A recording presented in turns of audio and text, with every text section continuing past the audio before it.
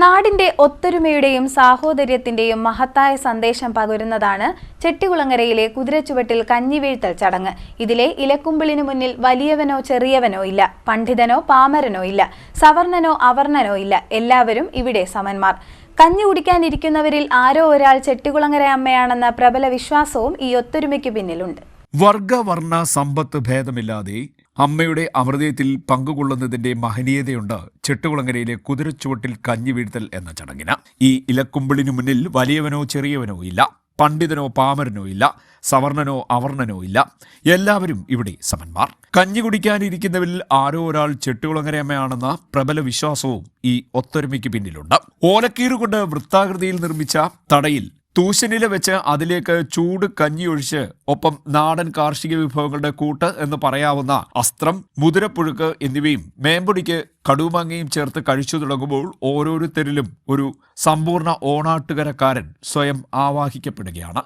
പപ്പടം, അവിൽ നനച്ചത്, ഉണ്ണിയപ്പം, പഴം എന്നിവയൊക്കെ ചേരുമ്പോൾ ഏത് വലിയ വിഭവത്തെയും വെല്ലുന്ന ചെട്ടികുളങ്ങരയുടെ രുചിവിസ്മയം വിടരുകയായി. കുംഭഭരണി ദിനത്തിൽ ക്ഷേത്രത്തിലെ കാഴ്ചക്കണ്ടത്തിൽ അണിനിരത്താനുള്ള കെട്ടുകാഴ്ചകളുടെ നിർമ്മാണം ആരംഭിക്കുന്ന ദിവസം മുതൽ 13 കരകളിലും കുതിരമൂട്ടിൽ കഞ്ഞി എന്ന അന്നദാന വഴിപാട് ആരംഭിക്കും. പണ്ട് കരക്കാർ മാത്രമായിരുന്നു എല്ലാത്തിനും സജീവമായിരുന്നതെങ്കിൽ ഇപ്പോൾ കഞ്ഞി വഴിപാട് നടത്താനും കഞ്ഞി കുടിക്കുന്നതിനുമായി ദൂരദേശങ്ങളിൽ നിന്നുപോലും ആളുകൾ എത്തുന്നുണ്ട്.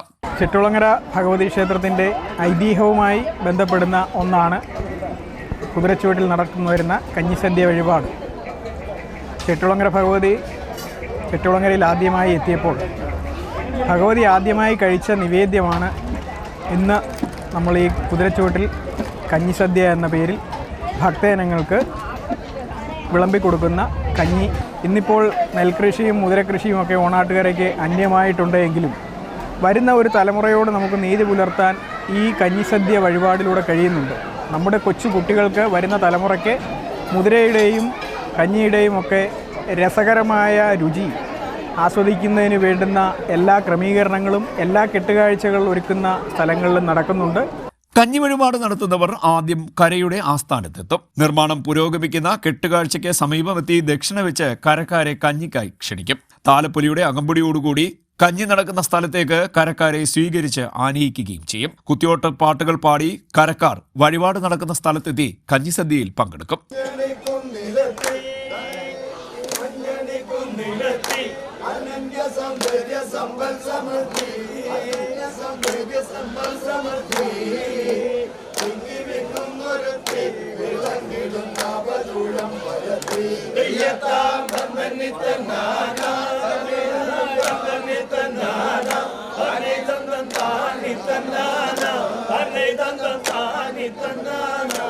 കുതിരമൂട്ടിൽ കഞ്ഞിയുടെ പ്രതീകമായി ശ്രീദേവി വിലാസം ഹിന്ദുമത കൺവെൻഷന്റെ നേതൃത്വത്തിൽ ഓണം, പറക്കെഴുന്നള്ളത്ത് ദിവസങ്ങളിൽ ഒഴികെ വർഷത്തിലെ എല്ലാ ദിവസവും ഉച്ചയ്ക്ക് ചെട്ടികുളങ്ങര ദേവീക്ഷേത്രത്തിൽ അന്നദാന വഴിപാട് നടത്താറുണ്ട്.